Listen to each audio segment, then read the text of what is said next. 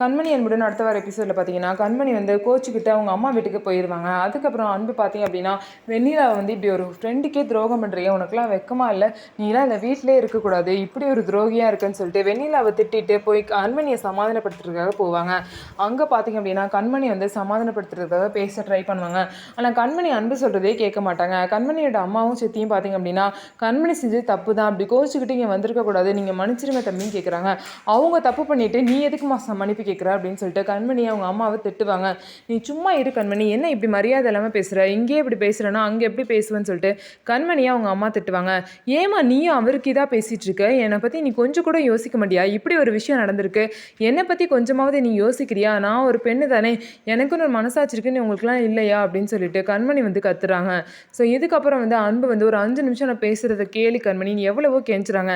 ஆனால் கண்மணி வந்து உங்கள் பேச்செல்லாம் கேட்டதெல்லாம் போதும், இதுக்கப்புறம் உங்களை நம்பி ஏமாற நான் தயாராக இல்லை, என்னை விட்டுருங்க அப்படின்னு சொல்லிட்டு கண்மணியும் சொல்கிறாங்க.